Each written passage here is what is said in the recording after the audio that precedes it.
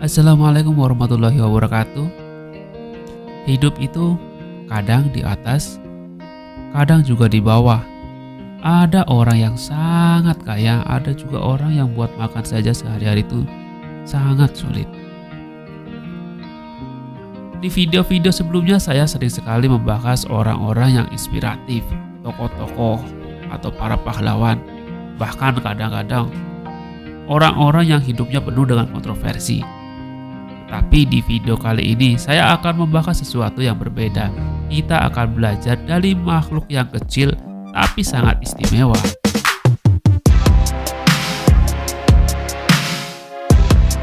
Akhir-akhir ini hidup terasa sulit. Banyak saudara-saudara kita yang kehilangan pekerjaan, kehilangan mata pencaharian. Sudah terbayang, mikir buat bayar kontrakan, mikir buat bayar rumah, beli susu dan sebagainya. Tapi mau bagaimana lagi? Kenyataannya hari ini memang seperti ini. Jadi kita harus tetap jadi orang yang kuat, orang yang hebat. Tetap bisa mencari solusi dalam kesulitan. Di video ini saya terinspirasi dari salah satu hadis dari Nabi Muhammad SAW yang berbunyi seperti ini, sobat. Perumpamaan orang beriman itu bagaikan lebah. Ia makan yang bersih, mengeluarkan yang bersih, dia hinggap di tempat yang bersih dan tidak merusak di mana dia hinggap. Hadis riwayat Ahmad, Al-Hakim dan Al-Bazzar. Hewan kecil bernama lebah ini hingga menjadikan Nabi inspirasi bagi seorang muslim. Bahkan lebah diberikan keistimewaan oleh Yang Maha Kuasa dalam sebuah kitab suci Al-Quran, surah ke-16 yaitu surat An-Nahl, surat lebah. Nah, kalau masalah isinya, teman-teman bisa cari ke ahlinya ya. Kita sebagai seorang laki-laki haruslah memiliki sifat-sifat yang unggul dan tangguh. Kita juga harus menjadi orang yang berbeda. Ibarat kita membeli jeruk, di semua wadahnya itu berwarna hijau, tapi ada salah satu jeruk yang berwarna kuning dan sangat menarik. Sudah barang tentu, benda yang satu ini akan menjadi pusat perhatian bagi para pembelinya. Tapi ingat teman-teman, perbedaan itu adalah harus hal yang positif, bukan hal yang negatif ya, karena itu tidak akan bermanfaat buat hidup kalian. Makhluk kecil bernama lebah ini kehadirannya selalu memberikan manfaat bagi umat manusia. Cairan yang manis yang diproduksi oleh lebah ini sangat berkhasiat untuk kesehatan kita. Kata para ilmuwan, madu ini dapat menjaga kesehatan imunitas tubuh dan dapat mengobati beberapa penyakit. Hal ini pun sudah dicontohkan oleh Nabi kita Muhammad SAW. Nah teman-teman, mari kita coba perhatikan beberapa karakter lebah yang bisa kita ambil pelajaran di masa-masa yang sulit seperti hari ini.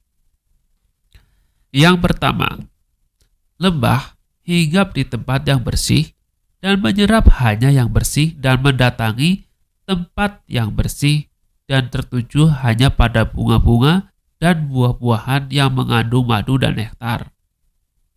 Begitu pula kita sebagai seorang manusia harus tetap mencari makanan-makanan yang halal dan baik.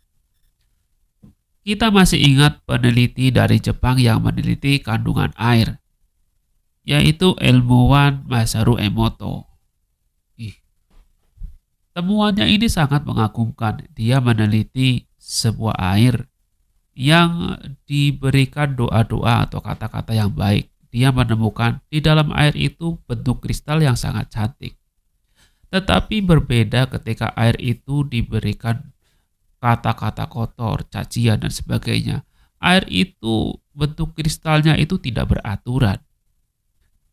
Nah, hikmah dari penemuannya ini adalah bahwa sesuatu yang baik pasti akan berakibat baik buat kita, buat keluarga kita, buat saudara kita. Sebagai contoh, apabila seseorang itu atau saudara kita, teman kita, kerabat kita mendapatkan amanah, sudah barang tentu dia akan menjaga amanah itu dengan sangat baik. Dia tidak akan berpikir, untuk korupsi, untuk menyalahgunakan wewenang, memanipulasi data, dan sebagainya. Kita akan selalu melakukan hal-hal yang positif karena apa yang kita dapatkan bukan saja untuk kita, tapi untuk keluarga kita, untuk ibu kita, saudara kita. Jadi kita pasti akan menjaga hal tersebut agar tetap bersih dan terbaik. Yang kedua, lebah hanya mengeluarkan yang terbaik, yaitu madu, yang menyehatkan bagi manusia. Dan satu lagi, lebah itu sangat produktif dalam melakukan kebaikan dibanding binatang yang lain. Dari lebah kita belajar, segala yang keluar darinya adalah kebaikan. Hatinya jauh dari prasangka buruk, iri melihat saudara-saudara kita atau teman-teman kita yang sudah lebih dulu meraih apa yang jadi mimpinya. Lidahnya sama sekali tidak mengeluarkan kata-kata kotor, cacian, kecuali yang baik. Dan apabila dia memiliki harta, sudah tentu hartanya bermanfaat bagi saudara-saudara dan bagi umat manusia. Yang ketiga, teman-teman, lebah tidak pernah merusak dimanapun dia menamatkan diri. Karena lebah tahu dia harus bersahabat dengan alam. Kebayangkan kalau sekali lebah nemplok ke dahan, ke ranting, terus patah. Berapa banyak ranting dan dahan yang sudah dipatahkan oleh lebah. Dan dia akan kesulitan mencari sumber-sumber kebutuhan untuk mencukupi kelompoknya. Yang artinya lebah ini sangat menjaga lingkungan hidupnya, padahal dia itu kan binatang yang tidak mempunyai akal. Tidak seperti beberapa golongan manusia yang katanya mempunyai akal yang sempurna dan orang berpendidikan, tapi mereka justru berlomba-lomba merusak lingkungan atas nama keluarga, kelompok, dan golongan mereka. Yang diuntungkan itu kan sebetulnya hanya diri mereka dan keluarga mereka. Mereka itu adalah orang yang sangat egois. Mereka tidak berpikir tentang masa depan orang lain.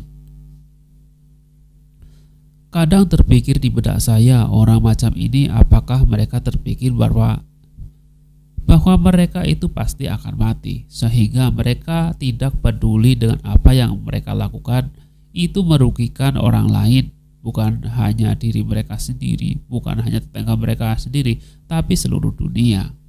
Sehingga rasa empati, rasa simpati terhadap orang lain itu mereka sudah mati. Sepertinya mereka sudah tidak memilikinya lagi. Yang keempat, lebah adalah pekerja keras. Ketika mereka muncul pertama kali, yang dilakukan adalah membersihkan sarang mereka. Setelah mereka berumur 3 hari, mereka langsung bekerja, yaitu menyuapi larva-larva yang ada di sarangnya. Ya, sebuah perilaku yang patut kita contoh. Bekerja keras dan semangat pantang kendur. Tanggung jawab dengan apa yang sudah menjadi tugas kita, suka atau tidak suka. Waktu dulu saya masih bekerja di perusahaan, saya masih ingat ada beberapa teman-teman saya yang bekerja semaunya saja. Mereka berpikir, ya saya diupah segini, ngapain mesti bekerja lebih? Tapi menurut saya itu salah. Karena ketika kita melakukan sesuatu dengan maksimal, pasti akan membuahkan hasil. Entah hari ini, besok, lusa, atau tahun depan. Tapi itu pasti. Dan yang terakhir, lebah selalu hidup dengan koloni yang banyak. Mereka tidak terbiasa hidup sendirian. Mereka pun terbiasa bekerja secara kolektif. Dan masing-masing lebah itu mereka sudah tahu tugasnya masing-masing tanpa perlu komando atau dicerewetin lah bahasa anehnya. Setiap lebah mereka masing-masing mempunyai tujuan dan fokus, sobat. Dan kita sebagai manusia tentunya harus belajar tentang hal ini. Kita sebagai makhluk sosial harus senantiasa saling membantu, gotong royong sesama kita, karena kita tidak bisa hidup sendirian. Mungkin memang ada beberapa hal yang bisa kita lakukan sendiri, tapi sebagian besar kita sebagai manusia sosial, kita tidak bisa melakukannya sendiri. Kita pasti butuh orang lain.